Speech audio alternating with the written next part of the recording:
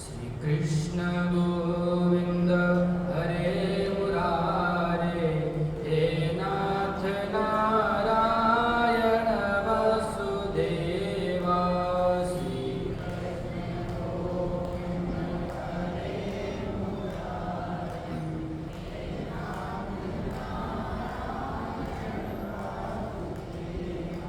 श्री कृष्ण गोविंद हरे मुरारे, हे नाथ नारायण वासुदेवा।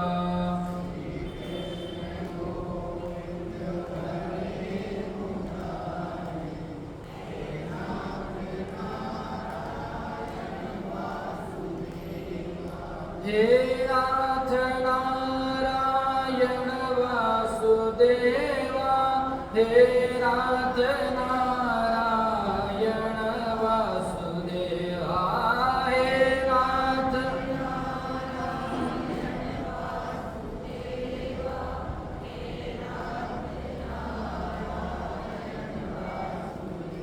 ओ हे नाथ नारायण वासुदेवा, हे नाथ नारायण वासुदेवा।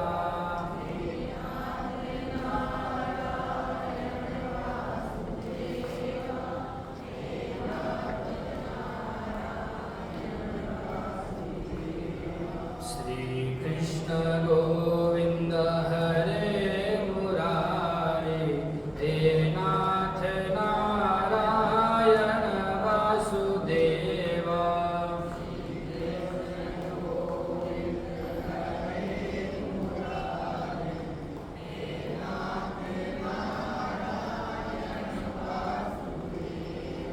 श्री कृष्ण गोविंद हरे मुरारे, हे नाथ नारायण वासुदेवा।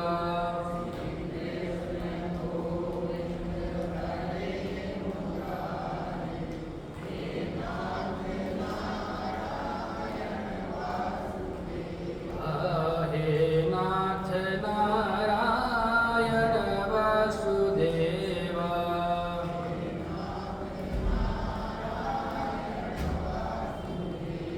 बोलिए सच्चिदानंद भगवान की, श्री काशी विश्वनाथ भगवान की, सियावर रामचंद्र भगवान की, श्री कृष्णचंद्र भगवान की, जगजननी जगदम्बे मात की, अनंत बलवंत श्री हनुमान जी महाराज की, महर्षि श्री वाल्मीकि जी महाराज की, कली पावनावतार गोस्वामी श्री तुलसीदास जी महाराज की, श्री श्री गुरुदेव भगवान की, सत्य सनातन धर्म की अधर्म का प्राणियों में विश्व का, गौ माता की गौ हत्या। ओम नमः पार्वती पतये, हर हर महादेव।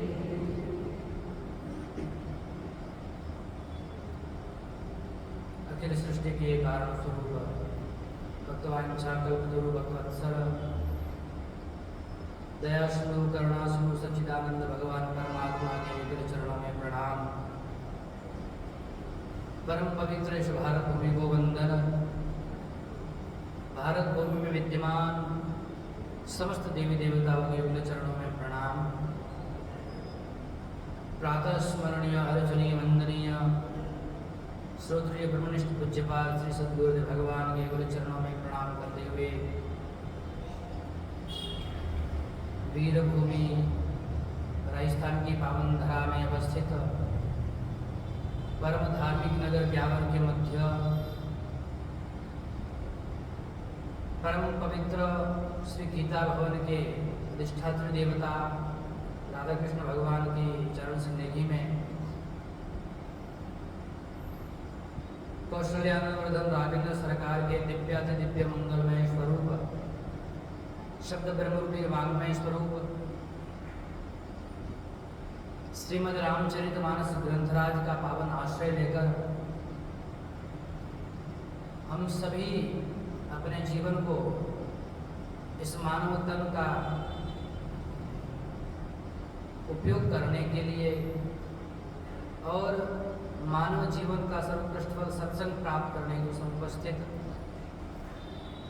समस्त श्रद्धामयी मातृशक्ति, गीता भवन के समस्त न्यासीगण, धर्मानुरागी भक्तजन सज्जन, बाल गोपाल, आप सबके हृदय रूपी अंतःकरण में विराजमान उस परब्रह्म परमात्मा को सादर प्रणाम। जय श्री राम। भगवान की महती अनुकंपा से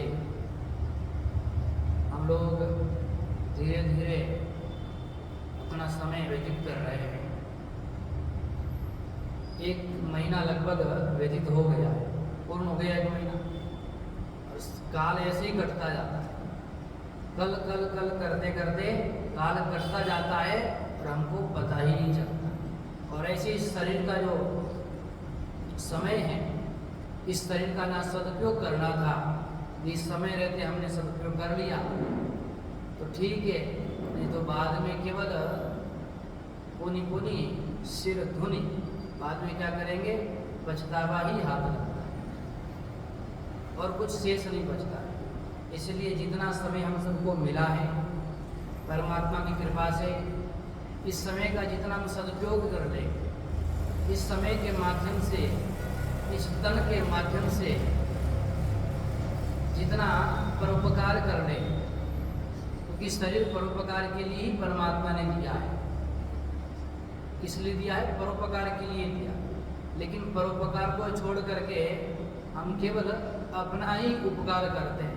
उपकार तो नहीं कहूँगा मैं, अपकार ही करते हैं, क्योंकि वास्तविकता में उपकार तो वही है यदि आपने इस शरीर के माध्यम से परमात्मा प्राप्ति के मार्ग का अनुसरण कर लिया है, परमात्मा के चरणों का आश्रय ले लिया है, ये वास्तविक हमारा उपकार है, यह हमारा वास्तविक कर्तव्य है, यह हमारे जीवन की सार्थकता इसमें है। अन्यथा संसार के कार्यों में लग करके केवल भरण पोषण करते रहें, केवल अपनी भौतिक सुविधाओं को बढ़ाते रहें, तो वो आत्महानि कर रहे हैं। क्या कर रहे हैं? आत्महानि, अपने आप की हानि कर रहे हैं। हानि क्यों कर रहे हैं? क्योंकि जिस कर्तव्य को करने के लिए आए थे, जिस कार्य को करने के लिए आए थे, जिस उद्देश्य के लिए आए थे, जो लक्ष्य था, उस लक्ष्य से हम क्या हो गए? भटक गए। उस लक्ष्य को हमने त्याग दिया। क्यों त्याग दिया?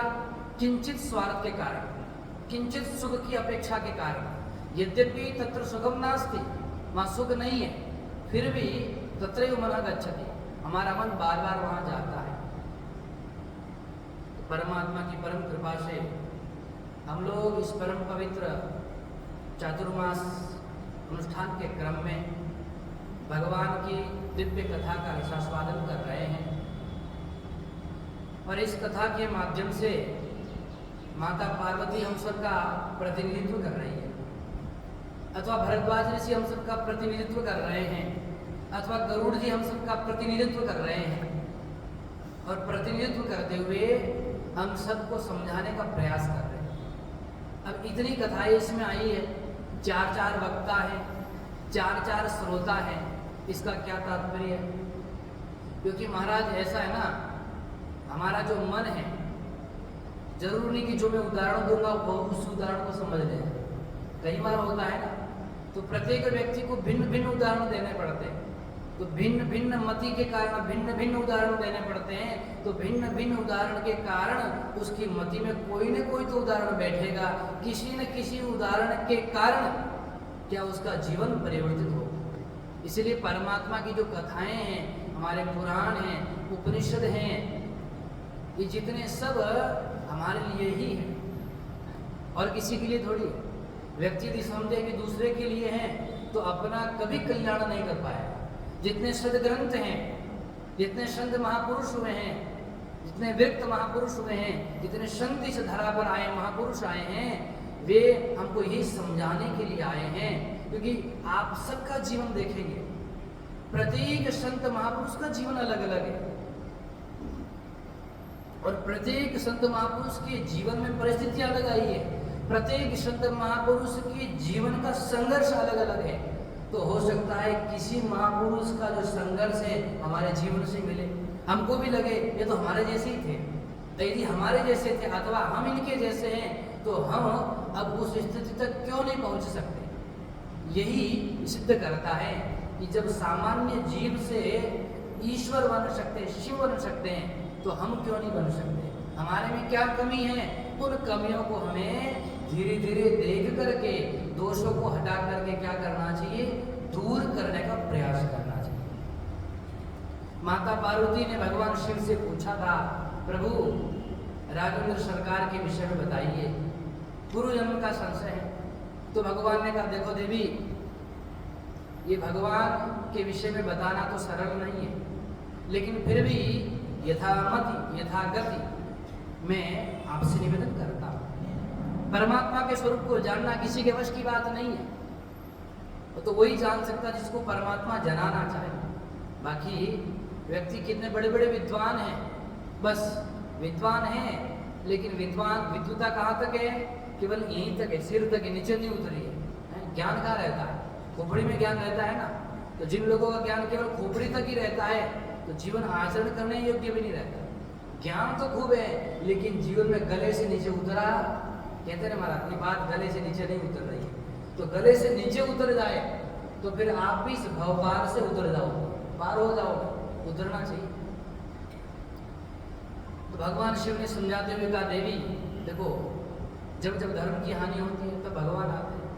वैसे तो अनेक कारण हैं, लेकिन ऐसा नहीं कहा जा सकता कि यही कारण है जिस कारण से परमात्मा इस पृथ्वी पर अवतरित होते हैं। तो कहा, देवी मैं आपको 5 कारण बताता हूँ, अनेक कारण हैं। उन्हीं 5 कारणों में से हम लोग चौथा कारण स्मरण कर रहे हैं, चौथे कारण को समझ रहे हैं। 3 कारण तो याद होंगे नहीं आपको, होंगे तो अच्छी बात है, नहीं होंगे तो भी अच्छी बात है। सुनते जाओ, फिर महात्मा जी आएंगे सुनाएंगे, फिर भूल जाना, कथा सुनने के बाद में फिर भूल जाना, अपना क्या जाता, घर में जाके काम करेंगे आराम से। तो इसीलिए अपने साथ में आओ, तो भगवान ने यदि थोड़ा बुद्धि दिया है तो लेखनी वगैरह लेके आओ, कौन सी बात अपने जीवन में उतारनी चाहिए। लिख करके जाओगे तो हो सकता है, क्योंकि दिमाग में सब बातें बैठने वाली हैं।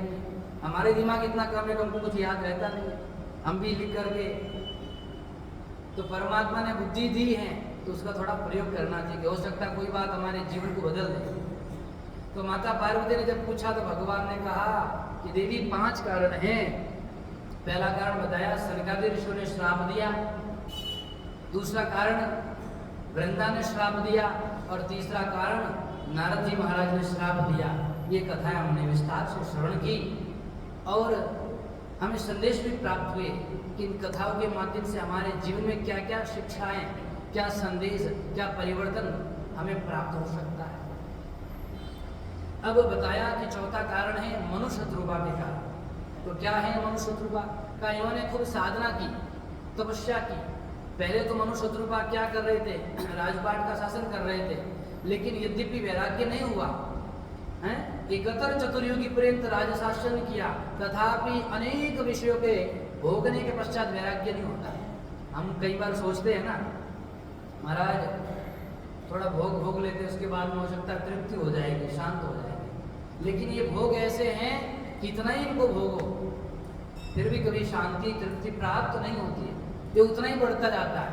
कथम, कैसे, जिस प्रकार से अग्नि में घी डालते हैं तो क्या होती है, अग्नि बुझती है या बढ़ती है और धधकती है, तेज ज्वाला होती है। तो वही मन में अनेक प्रकार के इच्छाएं होती है, उन्हें इच्छाओं की पूर्ति करेंगे तो अनेक इच्छा बढ़ती रहती है। और इच्छा कैसे बढ़ती है वो भी आज बताएंगे। मनुष्य शत्रुपा ने बरबस अर्थात जबरदस्ती अपने राज्य का परित्याग किया और कहाँ चले गए, वन में चले गए, नैमिषारण्य में चले गए।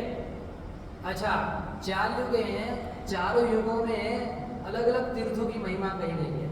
सतयुग में नैमिषारण्य की बहुत अद्भुत महिमा कही गई, परम पवित्र तीर्थ माना जाता है सतयुग में नैमिषारण्य। त्रेता युग में पुष्कर को परम पवित्र माना गया, और द्वापर युग में कुरुक्षेत्र को, और कलयुग में जितनी पवित्र नदियां हैं, जितने पवित्र दिव्य नदियां हैं, नदियों के किनारे जितने तीर्थ स्थान हैं उनको पवित्र माना गया। चाहे गंगा हो, यमुना जी, सरस्वती, क्षिप्रा, नर्मदा, जितनी भी ये पवित्र नदियां विद्यमान हैं, ये सभी दिव्य तीर्थ स्थल है अथवा जितने ठाकुर जी के धाम हैं यह पवित्र और सर्वश्रेष्ठ माने गए हैं। तो प्रत्येक युग में प्रत्येक तीर्थ की भिन्न भिन्न महिमा बताई गई। तो सतयुग की बात है, उस समय नैमिषारण्य के उस परम पवित्र तीर्थ में गए और वहाँ जाकर के क्या किया, सत्संग श्रवण किया, संत महापुरुषों के पास में गए, कहा हमारा उद्धार कैसे होगा, आप हमें ऐसा सरल सहज मार्ग बताइए, हमारा मार्गदर्शन कीजिए। संत महापुरुषों ने एक प्रकार से कथाएं सुनाई, भगवत भजन का उपदेश दिया और उनको परम पवित्र भाव से 12 अक्षर का क्या किया, उपदेश दिया। मनुष्य शत्रुओं को यह उपदेश दिया, कौन सा मंत्र दिया, 12 अक्षर, इसका आप जप करिए और जप करने के माध्यम से क्या होगा, आपका जीवन सरल सहज होगा। जितना जप करेंगे शरीर शरीर आपका अंतकरण पवित्र होगा। अंतकरण में विद्यमान जो रोग है, मलिनता है, वो धीरे धीरे दूर होगी, अचानक दूर नहीं होती है। महाराज कई बार होता है ना कि कथा सुनने तो जाते हैं, हमारा मन नहीं लगता है। तो तुलसी गुरु बाप के प्रताप से, गुरु बाप का इतना प्रताप है कि भजन में रुचि नहीं होती। कैसे, जैसे ज्वर के जोर से भोजन की रुचि जाए, जिस प्रकार आपको बुखार आ जाता है ना, जब बुखार आता है तो क्या होता है, भोजन अच्छा लगता है, हम कहेंगे नहीं थोड़ा रसगुल्ला खा लो, रसगुल्ला लाए, गुलाब जामुन लाए, तो जलेबी लाए, तो कुछ ही महाराज स्वाद नहीं आ रहा, बड़ा कड़वा लग रहा है। कैसा लग रहा, कड़वा लग रहा। उसी प्रकार जब अनेक पाप किए हमने पूर्व जन्म में, उन पाप के प्रताप से इस जीवन में भजन में रुचि नहीं होती। इसलिए महाराज जबरदस्ती रुचि लगानी पड़ती है। जैसे जबरदस्ती मनुष्य शत्रुघ्न ने त्याग करके भगवान के भजन में लग गए और 12 मंत्र का जप करने लगे। 12 अक्षर मंत्र पुनि जप ही सहित अनुराग, वासुदेव पद पंकज दंपति मना। ऐसे नहीं जप रहे, राम राम राम, गुस्से से नहीं जप रहे, परेशान होकर नहीं जप रहे। महाराज जो मंत्र बता दो, बहुत परेशान है, घर में दुख पीड़ा है। अति अनुराग, अनुराग नहीं, अत्यंत प्रेम से भगवान का नाम जप रहे हैं कि अब तो परमात्मा के अतिरिक्त अपना हितैषी कोई है ही नहीं। अब हमारा कल्याण होगा, उद्धार होगा तो परमात्मा ही कर सकते। इसलिए सज्जनों, परमात्मा का नाम बड़े प्रेम से जपो। 12 अक्षर कौन सा, ओम नमो भगवते वासुदेवाय, ओम नमो भगवते वासुदेवाय। इस मंत्र का जो क्या उन्होंने जप करना प्रारंभ किया, करते करते करते अब देखो इस मंत्र का क्या, किसने कहा महाराज वासुदेवाय, वसुदेव के लिए, भगवान कृष्ण के लिए। वसुदेव से अपत्यम वासुदेव, वसुदेव पिता थे वासुदेव जी के, तो कृष्ण का बोला वासनात् वासुदेवस्य वासितं भुवनत्रयं सर्वभूतनिवासोऽसि वासुदेव नमोस्तुते। वासुदेव किसे कहते हैं, वासनात् वासुदेव, जो समस्त संसार में विद्यमान है या सारा संसार इसमें विद्यमान, उसको वासुदेव है। और एक जगह नहीं, भुवनत्रयम, तीनों भुवन में परमात्मा विद्यमान है कि नहीं है, सब जगह परमात्मा विद्यमान है, इसलिए वासुदेव कहते हैं। वसती की वास, अर्थात सब जगह विद्यमान रहते हैं, वस धातु है, इसीलिए परमात्मा को वासुदेव, शिव को भी वासुदेव कहो, राम को भी वासुदेव कहो, अर्थात जिसमें सारी सृष्टि समाई हुई है वह वासुदेव, अथवा जो स्वयं समस्त सृष्टि में समाया हुआ है वही वासुदेव है, इसलिए वासुदेव का। वासुदेव से राम भी है, कृष्ण भी है, भगवान शिव भी है। सर्वाणि तत्र भूतानि वसन्ति परमात्मनि, भूतेषु सच सर्वथा वासुदेवस्ततः स्मृतः। कहा सर्वाणि भूतानि तत्र निवसन्ति, सारे भूत प्राणी परमात्मा में निवास करते हैं। कहाँ निवास करते हैं, सबका आधार कौन है, परमात्मा है। परमात्मा के अतिरिक्त संसार में कुछ है ही नहीं है। तो हमको दिखता कैसे है? क्योंकि अज्ञान है ना, इसलिए अज्ञान के कारण जिस प्रकार रज्जु में क्या दिखता है, सर्प दिखता है, वैसी परमात्मा में सारी सृष्टि दिख रही है। तो वासुदेव उस परम परमात्मा का, नारायण का क्या स्मरण कर रहे हैं, जप करने लगे महाराज। और किस प्रकार से जप कर रहे हैं, खूब साधना कर रहे हैं, जैसा ऋषि मुनियों ने बताया। तो हम लोग जाते हैं कहीं आश्रमों में, तीर्थों में जाते हैं, तो महाराज जब आश्रम में जाओ, तीर्थों में जाओ, तो आश्रम का जो प्रसाद मिले उसको ग्रहण कर लेना चाहिए। ऐसा नहीं कि महाराज हम तो यहाँ नहीं पाएंगे। कुछ लोग संकोच करते हैं, आश्रम में कैसे पाए महाराज, आश्रम में आश्रम का नहीं पाना चाहिए। तो महाराज यदि आप संकोच कर रहे हो, आप सोचो आश्रम का नहीं पाना चाहिए, जो पा रहे हो उससे अधिक वहाँ सेवा कर लो, दान दे दो, गौ माता की सेवा कर लो, तो आपको अपराध भी नहीं लगेगा, है क्या? तो संकोच नहीं करना चाहिए। और आश्रम में जो प्रसाद रुपये में प्राप्त हो, ऐसा नहीं कि भोजन बढ़िया नहीं मिल रहा है, तुम्हारा भोजन करने गए थे कि भजन करने गए थे, वहाँ जाकर के होटलों में, चलो होटल में भोजन करते हैं।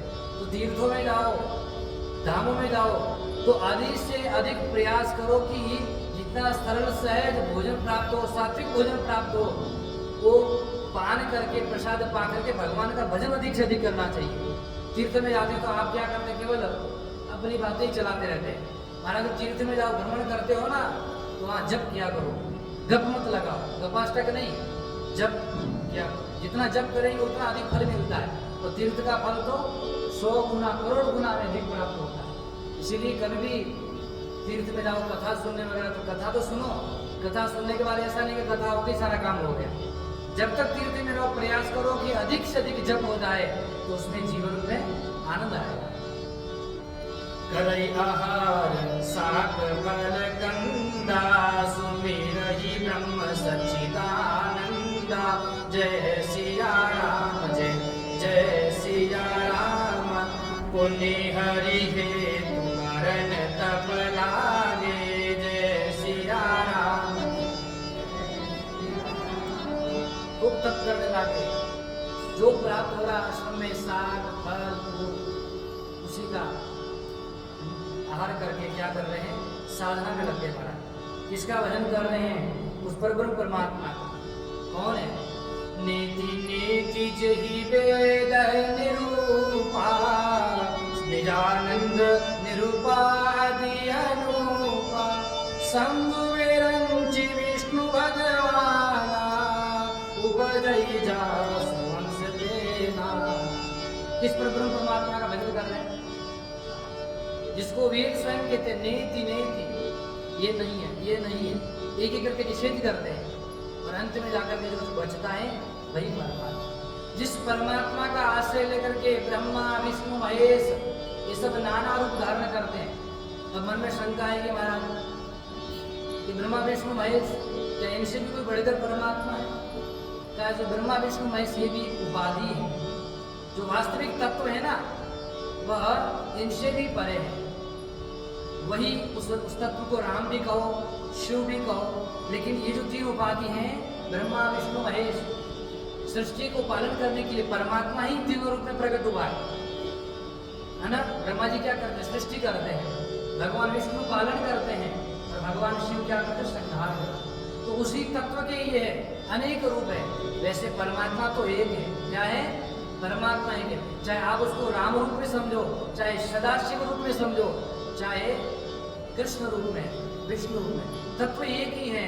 लेकिन उसी तत्व के आश्रय से सब भिन्न भिन्न सृष्टि का पालन करने के लिए भिन्न भिन्न रूप धारण करते हैं। वही परमात्मा, उसी का ये लोग क्या कर रहे हैं, बड़े दिव्य प्रकार से भजन कर रहे हैं महाराज। अब देखो कितने वर्ष पर्यंत उन्होंने भजन किया। कहा यही विधि बीते वर्ष 60 सहस बारी आहार। संवत 7 सहस्त्र रहे समीर। देखो 6000 वर्ष पर्यंत जल का ग्रहण किया है, साग त्याग दिया, फल त्याग दिए। 6000 वर्ष कितने होते हैं, सोच सकते हैं।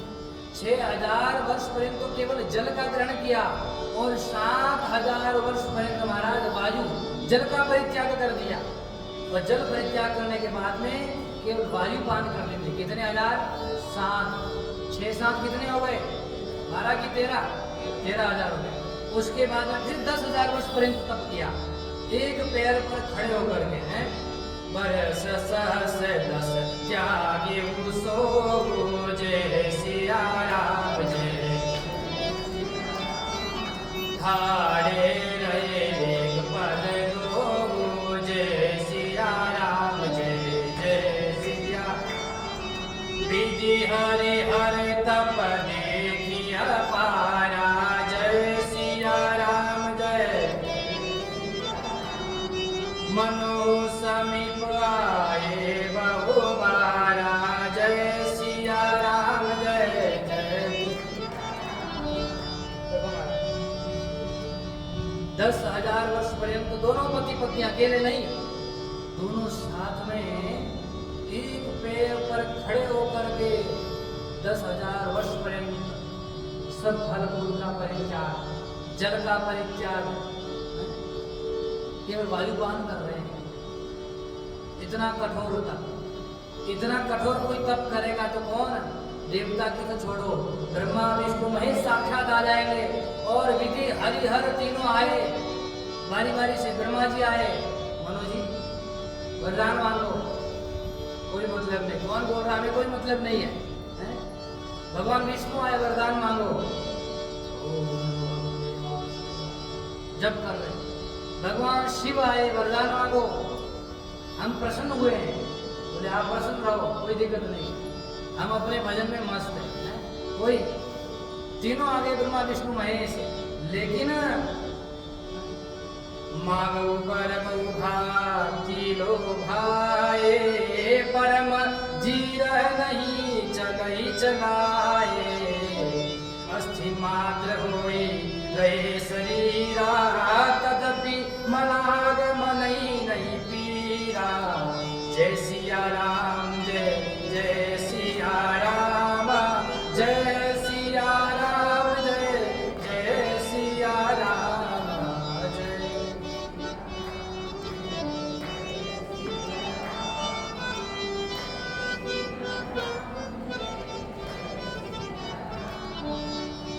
बार बार भगवान विष्णु महेश खूब दुबारे ये वरदान ले लो, बार बार वर मांगो कह रहे हैं। लेकिन महाराज को परम धीर, धीर नहीं परम धीर का, परम धीर नहीं चल ही चलाए। कितना उनको जो है विचलित करने का प्रयास कर, वरदान मांगूंगा कोई मतलब। अब देखो ब्रह्मा विष्णु महेश तीनों आगे फिर भी वरदान नहीं मांगना। अब चाहते किसको है बताओ? तो कौन बचा? बोले परम तत्व कौन है? कहा जहाँ हमारी मति, जहाँ हमारे इष्ट देवता है, हमें तो उसी रूप में आकर के दर्शन दोगे, तब जाकर के महाराज हम कुछ बोलेंगे, अन्यथा बोलने वाले नहीं है। कैसा शरीर हो गया देखो, 23,000 वर्ष पर्यंत साधना की, कितने हो गए? पहले 6 और 7 13 13 10 23 हो गई गिनती पूरी। भूल जाओ तो बता देना, थोड़ा गणित कमजोर है हमारे। अस्थि मात्र हो ही रहे शरीर हमारा। अब इतने 1000 वर्ष पर्यंत करोगे, 5 दिन खाना पीना नहीं खाओगे तो अपने हाल क्या हो जाएगा? भर्ती कराना पड़ेगा अस्पताल में, ऑक्सीजन देना पड़ेगा, और उनको ऑक्सीजन कौन दे रहे? परमात्मा दे रहे। अस्थि मात्र केवल बच गया है, ऐसा लग रहा है हड्डियों पर चमड़े की परत चढ़ा दी हो। पूरा शरीर सूख गया दोनों पति पत्नी का, लेकिन फिर भी बिल्कुल पीड़ा नहीं हो रही है। अच्छा पीड़ा क्यों नहीं हो रही है?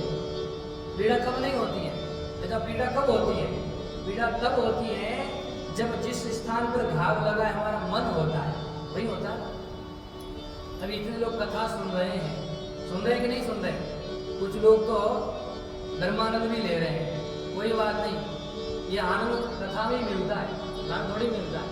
घर पे सोने देते नहीं लोग, चलो कथा में ही सही, वहीं जाकर के आराम करेंगे। महाराज जी अपना बोलते रहे और हम अपना राम राम जपते रहे। कोई नहीं जपो, यह आनंद यहाँ भी ले लो, कोई मना नहीं। भगवान के दरबार में सबको जो प्रवेश है, निद्रा रानी वगैरह कोई आए, कोई दिक्कत नहीं। तो महाराज दुख कब होता है? कहते दुख जब होता है जब किसी घाव पर हमारा मन जाता है। अभी इतने लोग यहाँ बैठे हैं, तो इतने लोगों में से मुझे लगता है 80% लोग बीमार तो होंगे। किसी को बीपी, किसी को शुगर है, पेट दर्द है, कान है, आँख है, नाक है, जितनी इंद्रियाँ हैं कहीं न कहीं तो किसी को दुख होगा ही भाई। इसका धर्म है शरीर का। व्याधि मंदिरम, क्या कहते हैं? व्याधि मंदिरम। जैसे ये किसका मंदिर है? भगवान का मंदिर है कि नहीं है? और ये किसका मंदिर है? व्याधि, रोगों का घर है। आप चाहते हो कि रोगों के घर में रोग न रहे, तो दिस इज इम्पॉसिबल। ये संभव है? नहीं हो सकता। तो इतने लोग बैठे हैं, दुख होगा, लेकिन कथा में यदि मन लगाया है तो वो दुख भूल गए। यहाँ कथा में आनंद आ रहा है, भगवान की कथा सुनो, है कि नहीं? तो उनका मन ध्यान कहाँ लगा है? परमात्मा में लगा है। ब्रह्म सच्चिदानंदा, जो सच्चित आनंद स्वरूप परमात्मा है, उसमें मन लग गया तो संसार का कोई दुख आपको दुख दे नहीं सकता है। समस्त शरीर सूख जाने के बाद कोई पीड़ा नहीं मारा है। अब भगवान ने जान लिया कि ये ऐसे जो है मानने वाले, मुझे स्वयं को जाना पड़ेगा। मैं स्वयं जब जाऊंगा तभी जाकर के काम बनेगा। अब स्वयं भगवान प्रकट होकर के कहने लगे, आकाशवाणी हुई, मागु मागु बर भवानी जय सिया राम, परम गंभीर कृपामृत सानी जय सिया राम, जय सिया राम। मृतक जियावनि गिरा सुहाई जय सिया राम। श्रवण रंग हुई पुरज भराई जय सिया राम, जय। दृष्ट पुष्ट तन भय सुहाए जय सिया राम, जय जय। मानव अब ही भवन ते आए जय। जैसी आकाश से नववाणी हुई, आकाशवाणी हुई, मांगो मांगो वर मांगो। हे राजन, आप वर मांगो। आकाशवाणी होते ही महाराज जैसी परमपिता परमात्मा की वाणी सुनी, उस वाणी को सुनते ही महाराज मनु और शत्रुपा का शरीर जो अत्यंत कृष्ण हो गया था, सूख गया था, अस्थि मात्र पंजर रह गया था, तुरंत हृष्ट पुष्ट हो गया। इतना उस वाणी में बल था महाराज। और ऐसा लगने लगा मनु शत्रुपा को कि अभी ही साक्षात भवन से आज ही तपस्या करने के लिए आए। उन्होंने कहा इस वाणी में इतना प्रभाव है, इस वाणी इतनी बलशाली है, जिसको श्रवण करने मात्र से हमारे शरीर की सारी पीड़ाएं थी तो नहीं, लेकिन शरीर बिल्कुल हृष्ट पुष्ट हो गया। इसका मतलब वो परब्रह्म परमात्मा का दर्शन होगा। यदि परमात्मा सामने होगा तो महाराज कैसा आनंद आएगा। हाँ। परमात्मा को देखने की इच्छा बन गई। वाणी तो सुन ली, लेकिन अब जैसे ही सुनी प्रफुल्लित हो गए, शरीर पुलकित होने लगा और हृदय में आनंद ही आनंद समा गया। फिर मनु जी महाराज भगवान से प्रार्थना करने लगे, हे प्रभु, आप समस्त जड़ चेतन के स्वामी हैं, आप कामधेनु के समान हैं। आपके सामने जो भी भक्त जो भी इच्छा करता है, सभी इच्छाएं क्या होती हैं? परिपूर्ण होती हैं। जो अनाथ चित हम मरने हो जय सिया राम, जय सिया राम। तो प्रसन्न होई या वर देव जय सिया राम, जय सिया राम। जो स्वरूप बस शिव मन माही जय सिया राम, जय जय सिया राम। जय कारण मुनि जतन कराई जय सिया राम, जय जय सिया राम। हे नाथ, यदि हम पर प्रसन्न हैं तो आप हमें उसी स्वरूप का दर्शन कराएं जिस स्वरूप का भगवान शिव चिंतन करते हैं। दंपति अत्यंत आनंदित हो गए भगवान के दर्शन करके। महाराज कैसा स्वरूप है परमात्मा का? नील सरोज नीलमणि, नील नीलाधर श्याम। लाजई तन शोभा निरखी कोटि कोटि सरमा। करोड़ों करोड़ों कामदेव के समान सुंदरता, ऐसा दिव्य दीप्यमान कीर्तिमान जितमान परब्रह्म परमात्मा का दिव्य रूप है। उस रूप को देख करके आनंदित हो गए और आनंदित होकर के बस ठाकुर जी के सामने हाथ जोड़ करके खड़े हो गए। ठाकुर जी के दिव्य स्वरूप का वर्णन कर रहे, क्या क्या ठाकुर जी ने पहन रखा माना, इतना सुंदर वर्णन है।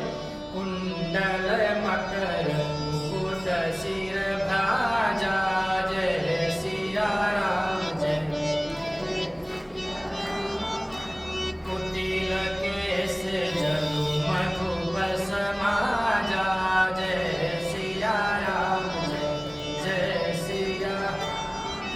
तुलसी वत्स रुचिर वनमाला, जय सिया राम जय। पदिक हार भूषण मणि जाला, जय सिया राम जय। के हरि कंधर चारु जनेऊ, जय सिया। बाहु विभूषण सुंदर तेऊ, जय सिया। करि कर सरि सुभग भुज दंडा, जय सिया राम। कटी निषंग करे सर को दंडा, जय सिया राम जय जय सिया राम। इतना दिव्य परमात्मा का संपूर्ण शरीर नीलमणि के समान दीप्यमान हो रहा है। नेत्र परमात्मा के कमल के समान बड़े बड़े, और इतना दिव्य परमात्मा का स्वरूप है। जो कुंडल है मछली के आकार के समान इतने दिव्य स्वरूप, सिर पर अत्यंत स्वर्ण जड़ित मुकुट सुशोभित है और घुंघराले टेढ़े बाल है। कमर पर बड़ी सुंदर करधनी है। भुजाएं अत्यंत बलवान है, दीप्यमान है। सिंह के समान गर्दन है, सुंदर चेहरे हुए हैं और भुजाओं में गहने पहने हुए हैं। बड़ा दिव्य परमात्मा का स्वरूप है। और कैसा है, पीछे तरकस धनुष बाण लेकर के आए राम। विष्णु रूप में तो जाओ जाओ वापस, राम रूप में आओ, ऐसा करो, हमको जो इष्ट है वही चाहो। तपस्या कर रहे, जो हम चाहते उसी रूप में आओ। जिस रूप में आप चाहो उसमें थोड़ी हम मानेंगे। अब किए तो देना तो दो अपने हिसाब से। बड़ा दिव्य परमात्मा का स्वरूप है। देख करके आनंद हुए दोनों पति पत्नी। अब भगवान ने कहा, भगवान ने क्या 2 बार कहा था, मांग मांग। 2 बार क्यों कहा?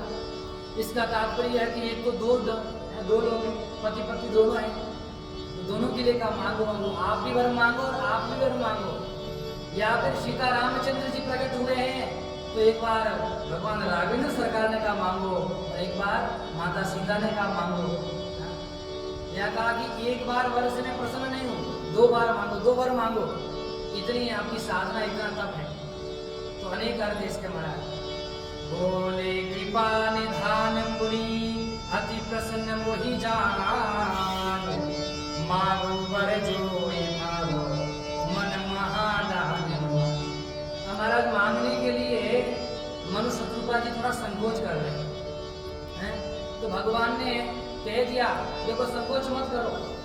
यदि तुम अपने आप को क्या कहते हो, क्या कहते हैं ना, बहुत बड़ा मैं भिखारी हूँ। क्या कहते हो भिखारी, मतलब बहुत बड़ा भिखारी हूँ। छोटा भिखारी होता है ना, छोटी भीख में चलो हो जाता। ये कहता है इतने से काम नहीं चलेगा, बड़ा भिखारी हूँ, महायाचक हूँ, याचक नहीं।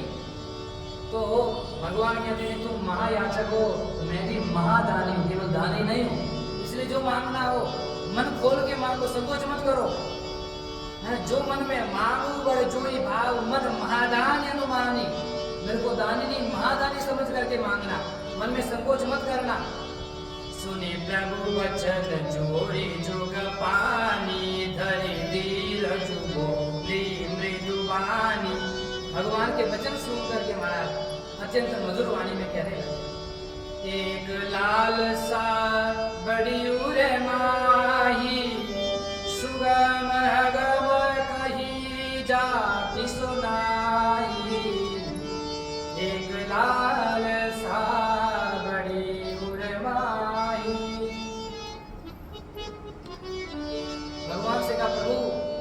एक मेरे मन में हृदय अंतःकरण में बहुत बड़ी लालसा है, छोटी नहीं है। देखो ये भी कम थोड़ी है, साधना की तो बड़ी लालसा बताएंगे, छोटी नहीं कहेंगे।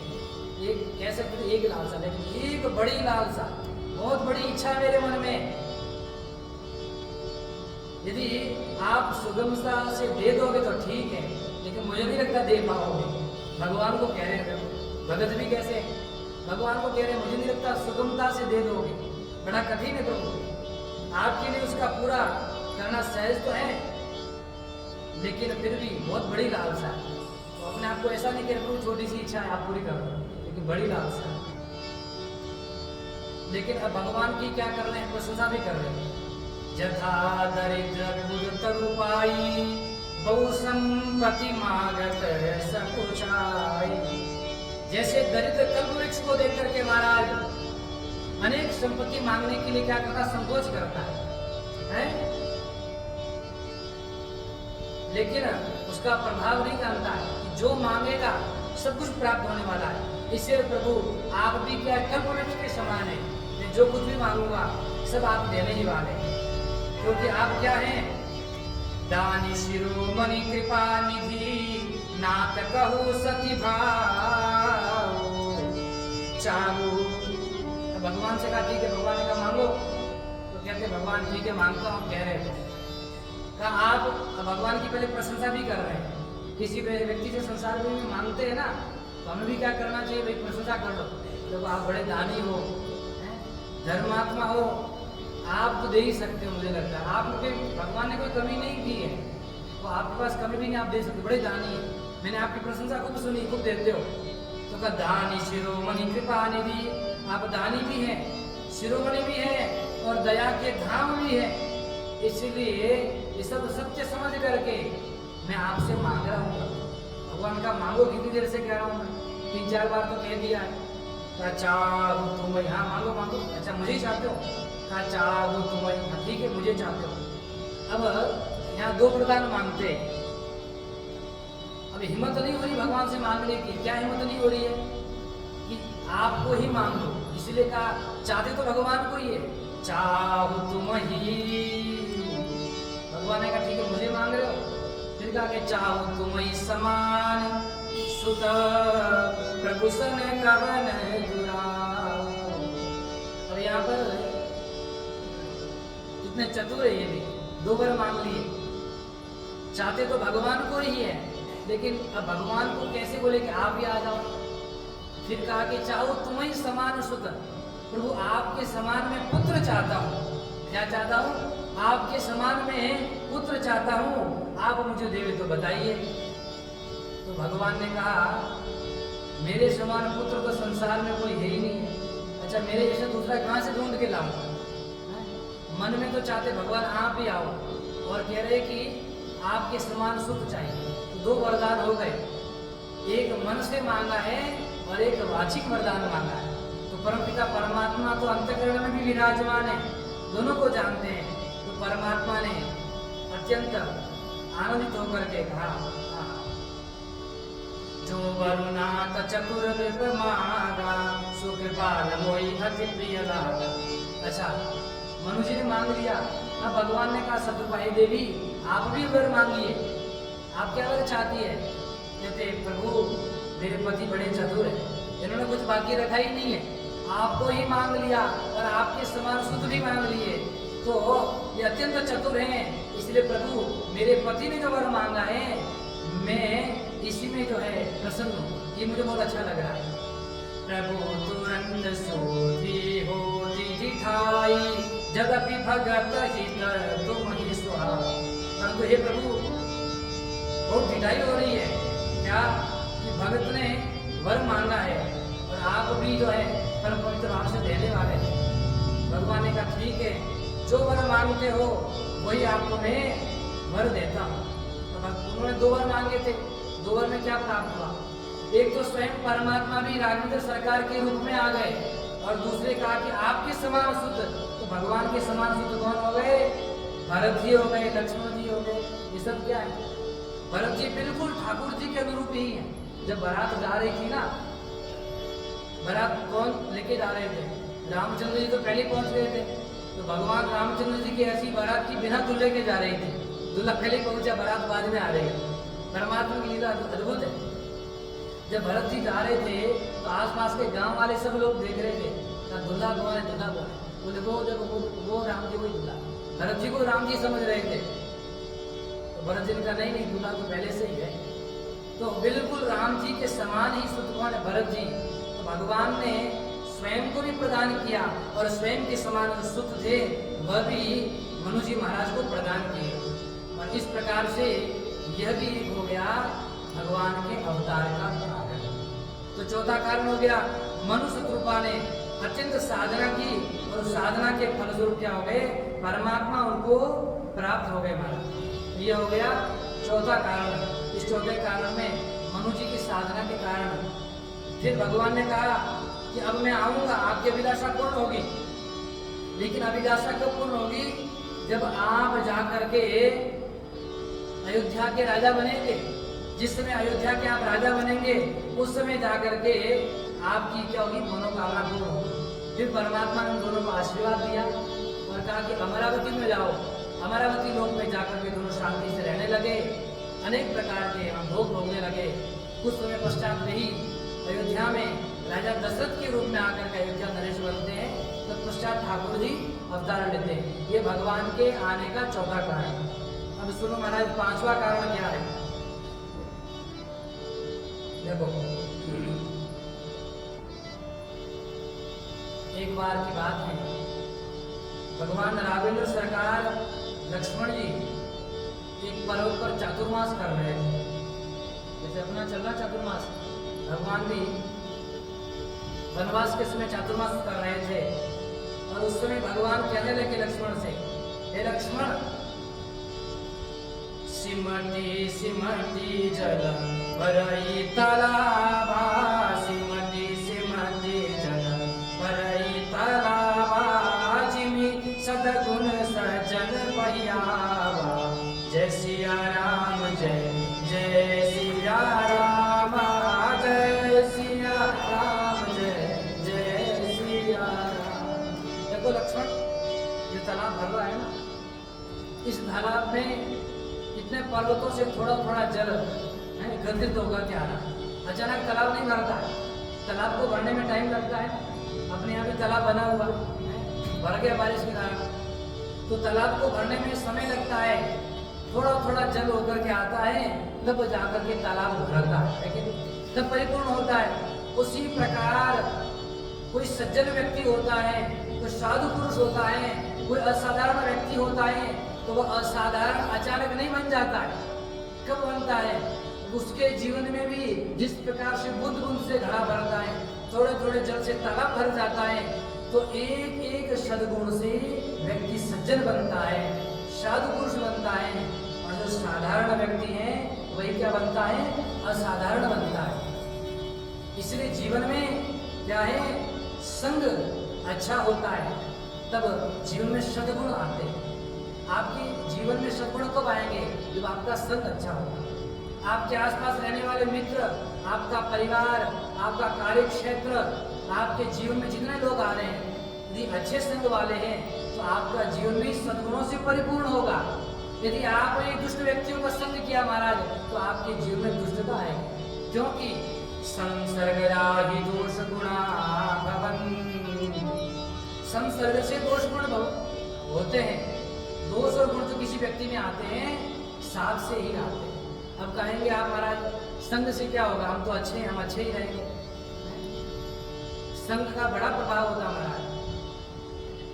संग के कारण व्यक्ति का जीवन पूरा बदल जाता है।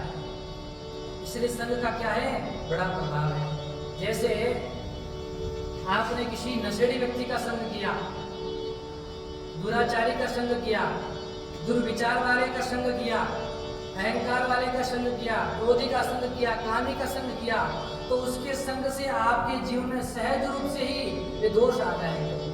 यहाँ तक कि उस व्यक्ति के निकट जाएंगे तो भी कामना उत्पन्न हो जाएगी, कामी व्यक्ति के पास में जाएंगे तो। इतना प्रभाव होता है संग का। इसलिए सज्जनों, यदि आपको जीवन में सत्संग न भी मिले, है ना, प्रयास तो करो प्रतिदिन सत्संग का। यदि सत्संग नहीं मिले तो भी कम से कम कुसंग से तो बचना चाहिए। कुसंग को तो जीवन में धारण नहीं करना चाहिए, कुसंगियों से दूर रहना चाहिए। कुसंगियों से दूर रहो कम से कम तो आप में ये क्या है ना, ऐसे आचरण नहीं आएंगे, दुराचरण नहीं आएंगे। तो भगवान लक्ष्मण जी से कह रहे हैं कि थोड़े थोड़े गुणों से व्यक्ति क्या होता है, असाधारण व्यक्ति बन जाता है। इसी चीज को परम पवित्र भाव से श्री कबीरदास जी ने कहा कि मैं इस संसार में आया, प्रभु आपने मुझे ये चादर दी है, लेकिन मेरे से पूर्व जितने आचार्य जितने भक्त आए उन भक्तों ने क्या क्या इस चादर को चमका दिया, बड़ा सुंदर बनाया और चमाचम बना दिया, लेकिन मैंने तो वैसी की वैसी चादर को धर दिया। ये क्या है, परमात्मा ने चादर दी है ना, है कि नहीं? चदरिया झीली रे झीली की राम नाम रस भीनी, चदरिया झीली रे झीली की राम नाम रस भीनी चदरिया। ये चादर है परमात्मा ने हमको दी है, तो इसको राम नाम रस से भिगो दो, राम नाम का रंग लगा दो, तो जीवन बड़ा सुंदर हो जाएगा। तो कबीरदास जी कहते हैं मुझे भी चादर मिली, लेकिन प्रभु मैं आपको चमका नहीं पाया। मैं चमका नहीं पाया तो मैंने गंदा भी नहीं किया है, मैंने उसको वैसा का वैसा धर दिया है। ध्रुव प्रहलाद सुदामा ने ओढ़ी, ध्रुव प्रहलाद सुदामा ने ओढ़ी, और ध्रुव प्रहलाद सुदामा ने ओढ़ी, इन सब सुखदेव ने निर्मल कीनी चदरिया, सुखदेव ने निर्मल कीनी, और दास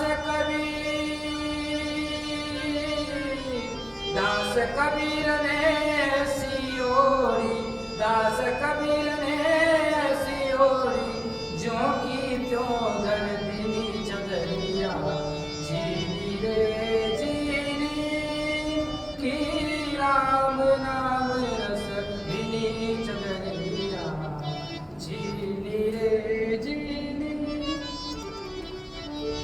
प्रभु मैंने तो इसको वैसा का वैसा धर दिया, मेला नहीं किया है। इसलिए सज्जनों कबीरदास जी कह रहे हैं कि परमात्मा जो चादर दी है इसको मेला मत करो कि बाद में धोना पड़े, जैसा कि वैसा उसको धर देना चाहिए। यदि अच्छा नहीं कर सके तो गंदा तो न करे, प्रयास करो जितना अधिक हो सके अपने जीवन में सद्गुण को धारण करो। सज्जनों सद्गुणों को जितना धारण करोगे उतना अंतःकरण निर्मल होगा, आपका जीवन पवित्र होगा। दूसरों को देख करके जीवन नहीं बदलना, महाराज वो तो धोखा कर रहा है, वह ईर्ष्या कर रहा है, वह जल रहा है, अरे वह कर रहा है तो उसका कर्म वह भोगेगा, हमारा कर्म हम भोगेंगे। ये इसलिए कुसंग का साथ नहीं करना चाहिए, कुसंगियों के साथ नहीं रहना चाहिए। यही हुआ एक समय की बात है, बहुत प्राचीन समय की बात, एक प्रतापभानु नाम के राजा हुए। केकई देश था, उस केकई देश में महाराज सत्यकेतु नाम के राजा थे। वो सत्यकेतु नाम के राजा का एक पुत्र था प्रतापभानु, दो पुत्र थे उनके, तो एक सुंदर मंत्री भी था। तो उनकी कथा आती है। इस प्रतापभानु, वैसे यदि प्रतापभानु का चिंतन करें तो ये प्रतापभानु भगवान राघवेंद्र सरकार का प्रताप नाम का सखा है, ठाकुर जी का सखा है ये। तो भगवान ने इस सखा को क्या किया, इस सखा को भगवान ने लीला के लिए भेजा कि जाओ पृथ्वी पर मैं तुम्हारे साथ में लीला करूंगा, मुझे आपके साथ में क्रीड़ा करनी है।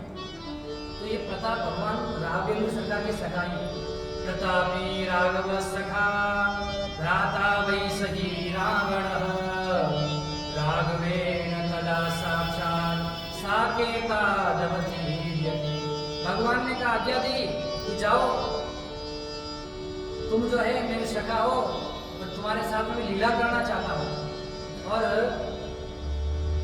लीला करने के पश्चात में उस समय तुम क्या बनोगे, रावण बनोगे, और मैं रामचंद्र रूप में आऊंगा, बड़ी लीला करेंगे। तो भगवान का सखा ही साथ, भगवान ने आज्ञा दी सखा को, यही जाकर के क्या बनता है, प्रतापभानु बनता है। तो प्रतापभानु और उसका धर्मरुचि नाम का एक मंत्री और अरिमर्दन नाम का उसका भाई, परम पवित्र भाव से इनका राज्य चल रहा था। सब प्रकार की सुख संपदा थी, समस्त प्रकार से धर्म का पालन करते थे, किसी प्रकार का प्रजा को कष्ट न हो उसकी पूरी सुव्यवस्था कर देते। और महाराज इतना बलवान था कि आसपास के सभी राजाओं को पराजित कर दिया था उसने। भूप प्रताप भानुबल पाई, कामधेनु भूमि सुहाई, सब दुख वर्जित प्रजा सुखारी, धर्मशील सुंदर नर नारी। समस्त प्रकार से प्रजा का पालन करता था और प्रजा भी बड़ी आनंद से उस राजा को समस्त प्रकार से टैक्स देती थी, कर देती थी और उसकी आज्ञा का पालन करती थी। तो उनके एक परम पवित्र भाव से सुनीतिज्ञ धर्मवान धर्मरुचि नाम का क्या था, मंत्री था। तो एक बार की बात है, ये राजा शिकार करने के लिए जंगल में गया। ये पांचवा कारण है भगवान के अवतार का। भगवान ने क्यों अवतार दिया? जब शिकार करने के लिए जंगल में गया और जंगल में जाकर के उसकी जो सेना थी, सेना से बिछुड़ गया। फिर विपिन नृपति खबराहो, जय सिया राम जय सिया राम, जनु बन दूर्यो शीघ्र सिराहो, जय सिया राम जय सिया राम।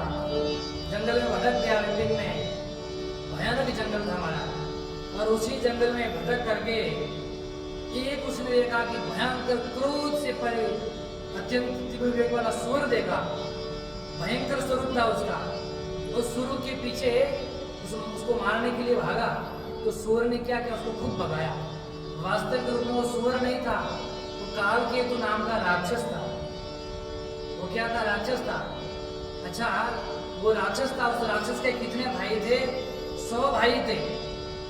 हैं? उस राक्षस के 100 पुत्र थे और 10 भाई थे।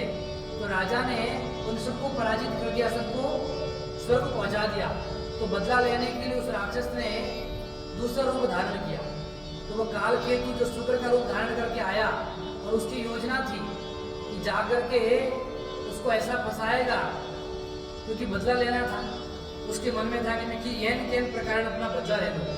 तो शुक्र के पीछे भागे और शुक्र ने ऐसी जगह पहुंचाया, ऐसी जगह पहुंचाया जो बहुत घनघोर जंगल था, बहुत बड़ी गुफाएं थी।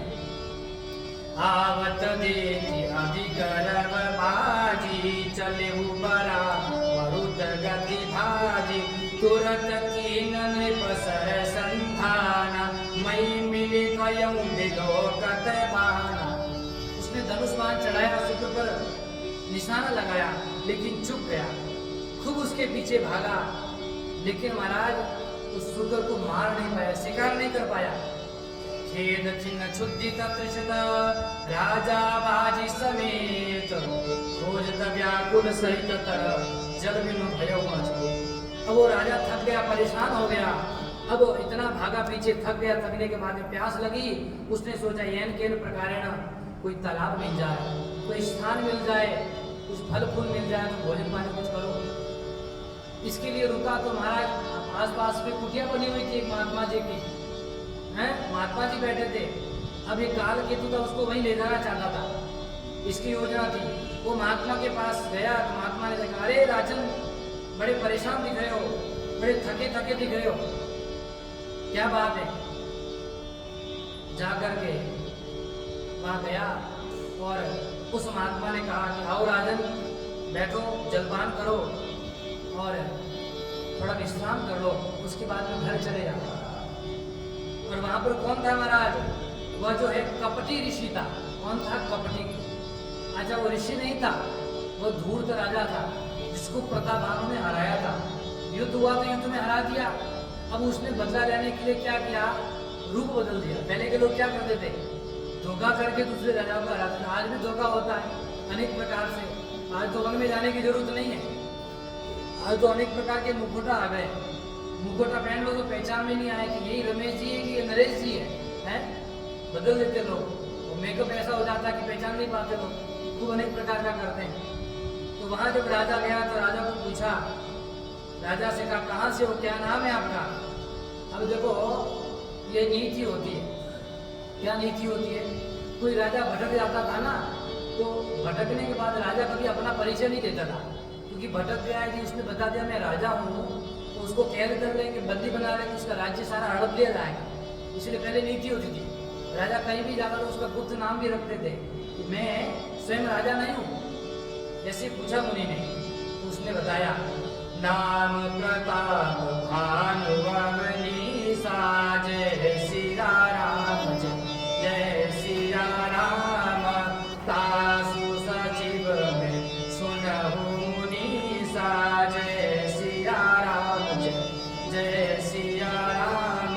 धीरत आहेर बड़े भुनाई, बड़े भाग देखे पगड़ाई, जय सिया राम जय सिया। उस मुनि ने कहा कि राजन, आप कहाँ से आए हो? आपके मस्तक पर तो चक्रवर्ती सम्राट की रेखाएं दिख रही हैं, कुछ राजा के बड़े पुत्र हो या स्वयं राजा हो ऐसा लग रहा है। तो प्रताप भानु ने कहा महाराज, एक प्रताप भानु नाम के राजा है, उनका मैं सचिव हूँ, अपने आप को मंत्री बताया और कह प्रभु इस जंगल में आपके दुर्लभ दर्शन मुझे प्राप्त हो गए, मैं तो धन्य हो गया। हमका दुर्लभ दर्शन तुम्हारा, आपके दर्शन तो अत्यंत दुर्लभ है, अत्यंत कठिन है, ऐसे ऋषि मुनि के दर्शन कहाँ होते हैं। कमुनि तात भयो धियारा, जो जन सत्य नगर तुम्हारा। बताओ हे पुत्र, अंधेरा हो गया है और तुम्हारा नगर भी मुझे लगता बहुत दूर है, इसलिए ऐसा करो, निशा घोर गंभीर बन पंथन मनु सुजान, बसो आजो से जाने तुम आ जायु होत बिहार। इसलिए बहुत घनघोर जंगल है, निशा समझ करके तुम क्या करो, यही विश्राम करो, कहीं जाने की आवश्यकता नहीं है। आज यहाँ विश्राम करो, भोजन पानी करो। अब तुलसीदास जी महाराज कहते देखो, जब भवितव्यता होनी होती है ना, उसको कोई रोक नहीं सकता, जो चीजें होनी वो होकर के रहती है। तुलसी जसी भव्यतव्यता, तैसी मिलई सहाय, आपनु आवई ताहि पई, ताहि ताले जाय। यदि हमारे जीवन में, हमारे प्रारब्ध में हमें दुख मिलना तय है, तो उसी प्रकार का संजोग होगा, उसी प्रकार का काल होगा, उसी प्रकार की परिस्थिति होगी हमारे सामने, उसी स्थान पर हमें ले जाकर के पटक देगी। कई बार होता हमारे जीवन में, हम सोचते कि ऐसा नहीं होना चाहिए, ये कैसे हो गया, तो जो होना होता है वो होकर के ही रहता है, उसको कोई टाल नहीं सकता हमारा। तो अब राजा के साथ भी ऐसा होना था, परमात्मा की लीला है कि बनना है इसको राक्षस, तो कुछ उसको लीला करनी है। राजा ने खूब प्रशंसा की मुनि की, और जब ऐसे कपटी मिलते हैं ना, जैसे कपटियों का संग करते हैं, तो संग से हमारा जीवन में क्या हो जाता है महाराज, कपट जैसा हो जाता है। राजा का जीवन देखो, इसने समस्त प्रकार के संसार में जितने यज्ञ हैं, जितने प्रकार के यज्ञ, अश्वमेध यज्ञ, पुत्रेष्टि यज्ञ हैं, जितने यज्ञ हैं, सारे के सारे यज्ञ 1,000 बार किए थे। कितनी बार? 1,000 बार संसार में जितने यज्ञ, सारे यज्ञों का विधान परिपूर्ण प्रकार से किया था।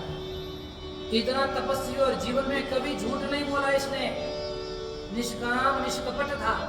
झूठ क्यों बोले? भगवान का भजन करना है, यज्ञ करना है, तो झूठ का आश्रय क्यों ले? परमात्मा ने सब कुछ दिया है। लेकिन जैसे ही महाराज कपटी का संग हुआ, इसका विचार कैसे बदलता है?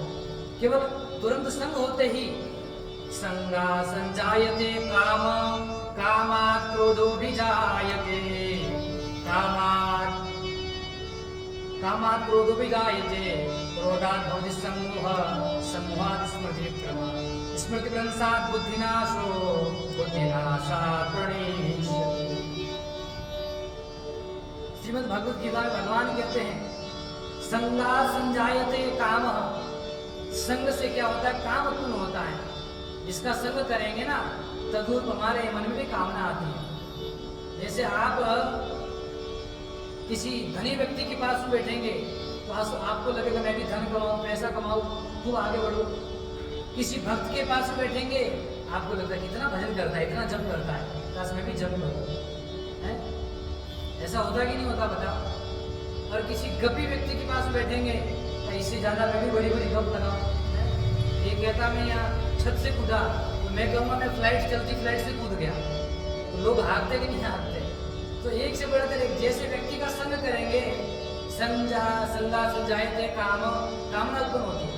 और कामना उत्पन्न होती है, कामना उत्पन्न होने के बाद यदि कामना की पूर्ति नहीं होती है तो क्या होता है? क्रोध होता है।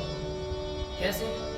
आपके मन में कामना उत्पन्न हुई कि महाराज जी के पास में जाए, महाराज जी हमको पूछे कैसे हो, हाल चाल क्या है, घर बार ठीक चल रहा है नहीं चल रहा है, और महाराज जी कुछ बोले ही नहीं, चुपचाप बैठे ऐसे देख रहे हैं, तो मन में आएगा क्रोध। कैसे महाराज बात ही नहीं करते हैं, आएगा कि नहीं आएगा? तो दूसरे दिन भी कहीं नहीं बोले, तो विचित्र महाराज है।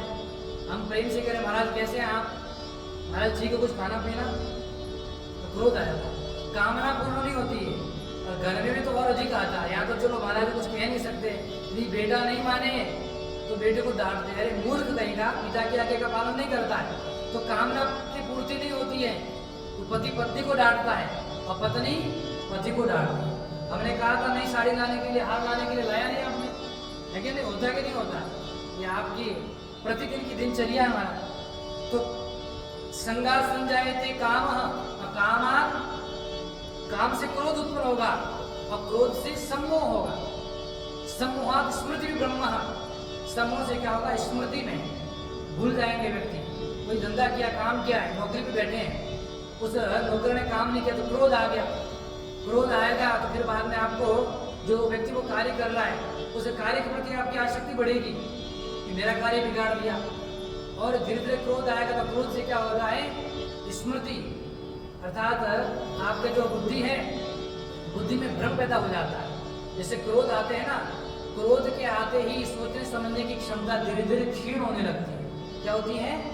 नष्ट होने लगती है।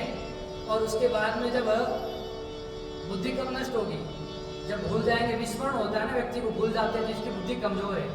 कोई आपने काम किया, दुकान पे गए, किसी व्यक्ति ने कहा था मैंने आपको इतना पैसा दिया है, 10-5 व्यक्तियों का पैसा लेकर के आप कहते मैं तो भूल गया, कहेंगे आपकी बुद्धि खराब है, कितना पैसा दिया था हमने। तो अर्थात स्मृति में भ्रम पैदा हो जाएगा और विस्मरण हो जाएगा, और विस्मरण होने के बाद में बुद्धिनाश, और बुद्धिनाशात् प्रणश्यति। जिस व्यक्ति की बुद्धि समाप्त हो जाती है तो बड़े से बड़ा बिजनेसमैन, उसका 10 दिन में सारा का सारा खात्मा हो जाता। होता कि नहीं होता? ये क्या है? प्रक्रिया है नाश होने का। तो बड़े बड़े लोगों को देखा होगा, जैसे व्यक्ति काम क्रोध, इनमें कई लोग बड़े बिजनेसमैन होते हैं ना, खूब पैसा होता है तो किसी काम में लगा देंगे। शराबी का संग आ गया, उसमें पैसा लगा दिया, धीरे धीरे पैसा लगाया तो पैसा नहीं बढ़ा, क्रोध आ गया, क्रोध नहीं आ गया तो स्तंभ हो गया, स्तंभ हो गया तो बुद्धि भ्रम, क्या कहते हैं, विस्मरण हो गया, विस्मरण से बुद्धि का नाश, और समझ धीरे धीरे सारा जीवन ही नष्ट हो जाता है। तो इसलिए महाराज अच्छे लोगों का संग करना चाहिए। इस प्रतापभानु राजा ने जीवन में कभी झूठ नहीं बोला, लेकिन आज संग का असर देखो, क्या झूठ बोलना शुरू कर दिया। मैं प्रतापभानु नामक राजा का सचिव हूँ, पहला झूठ। अब देखो जो सच्चे महात्मा होते वे क्या करते हैं? झूठ बोलने पर डांटते, झूठ बोलते हो। और ये कपटी मुनि है, इसने कहा महाराज, अब ये कपटी मुनि ये तो जानता था कि ये राजा प्रतापभानु है, इसने कहा कि बहुत अच्छी बात है, तुमने अपना नाम छिपाया, मुझे अच्छा लगा, ये कपट अच्छा लगा। देखो महात्मा को कपट अच्छा लगा, वो महात्मा कैसा? इस प्रकार से अब राजा ने कहा प्रभु अब आप मुझे बताइए, आपके बारे में जानना चाहता हूँ। अब कपटियों के संग रहोगे तो राजा का जो ज्ञान था वो भी नष्ट हो गया, क्योंकि महात्मा के पास जाना चाहिए तो क्या पूछना चाहिए? महाराज भजन कैसे करें, जीवन में आध्यात्मिक वृद्धि कैसे हो, ऐसा नहीं पूछना महाराज धन संपत्ति कैसे बढ़े, मेरा शरीर है बढ़ाना चाहता हूँ, आयु बढ़ाना चाहता हूँ। अब इसके मन में ऐसी बुद्धि आई, इसने महात्मा से पूछा महाराज आपका नाम क्या है? महात्मा से नाम थोड़ी पूछोगे, आपका धाम क्या, आपका शरीर क्या है, आप कहाँ से आए, क्या करते हो। अब उसके देह तक चर्चा होनी चाहिए, विदेह की आत्मा की चर्चा होनी चाहिए, आत्मा परमात्मा की चर्चा होनी चाहिए संतों के पास में जाकर के। लेकिन इसने क्या की? देह की चर्चा शुरू कर दी। महाराज आप अपना नाम बताइए, अपना धाम बताइए, और मुझे समस्त प्रकार से बताइए आप कौन हैं, आप कैसे रहते हैं, आप क्या करते हैं। समस्त प्रकार से मुनि को जब पूछा तो मुनि भी कमजोर थोड़ी है, ये मुनि भी बड़ा विचित्र है। अब जब इसका स्वभाव अलग है, स्वयं अलग है, तो नाम भी ऐसा बताओ ना जो जीवन में कोई नहीं जानता हो रहा है। अब उस मुनि ने क्या किया, राजा को अपना नाम बताया। क्या बताया? एक तनु नाम है। क्या नाम है मेरा? एक तनु नाम। अच्छा, उसने कहा कि ऐसा नाम बताओ जो आज तक सुना नहीं हो। राजा भी भ्रम में पड़ गया कि इतने महात्माओं के पास जाता हूँ, इतने यज्ञ अनुष्ठान मैंने कराए, लेकिन एक तनु नाम आज तक तो मैंने सुना नहीं है। महाराज से पूछा, महाराज आपका ये नाम क्यों है? इस नाम का अर्थ तो बताओ, क्या अर्थ है इस नाम का? उसने कहा देखो, एक तनु का अर्थ होता है, तनु का अर्थ होता है शरीर, एक शरीर वाला। क्या एक शरीर वाला कैसे? बोले जब से सृष्टि हुई है, जब से सृष्टि प्रारंभ हुई है, तब से मैं इसी शरीर में बैठा हूँ और मैं एकांत में रहता हूँ राजा, कहीं जाता नहीं हूँ, किसी से वार्तालाप नहीं करता, मुझे एकांत प्रिय है और मैं अपने आप को छिपाता हूँ। मैं क्या करता हूँ? छिप करके बैठता हूँ, मुझे किसी से वार्तालाप करना पसंद नहीं है। वो तो तुम आ गए इसलिए तुमसे मैं संवाद कर रहा हूँ, तुम भूले भटके इसलिए मार्गदर्शन कर रहा हूँ। अब राजा और प्रभावित हो गया, तब से महाराज बैठे तपस्या कर रहे, किसी से मिलना भी नहीं चाहते हैं। और कहा प्रभु आप परम तपस्वी है, आपके दर्शन दुर्लभ है, आप ऐसे तपस्वी मुझे मिलते ही नहीं है। अब धीरे धीरे जैसे इसने बताया, राजा के मन में अनेक प्रकार की कामनाएं उत्पन्न हुई। क्या क्या कामनाएं उत्पन्न हुई उसकी चर्चा हम कल करेंगे। क्या क्या राजा पूछता है, हम सबकी इच्छाएं भी होती ना, तो इच्छाओं का अंत नहीं होता है, यही हम बताएंगे कैसे नहीं होता, एक के बाद एक इच्छा बढ़ती जाती है। आज भगवान की कथा को यही विराम। अब उस कपटी मुनि और प्रताप भानु की चर्चा को चलने दो, रात हो गई ना, थोड़ा विश्राम करने दो, कल चर्चा करेंगे। बोले सच्चिदानंद भगवान, सियावर रामचंद्र भगवान, श्री काशी विश्वनाथ भगवान, कृष्णचंद्र भगवान, जगजननी जगदम्बे मात, अनंत बलवंत श्री हनुमान जी महाराज की, महर्षि श्री वाल्मीकि जी महाराज, कलिबाग गोस्वामी श्री तुलसीदास जी महाराज, श्री सद्गुरुदेव भगवान की, सत्य सनातन धर्म की अधर्म का प्राणियों में विश्व का गौ माता की गौ हत्या, ओम नमः पार्वती पते हर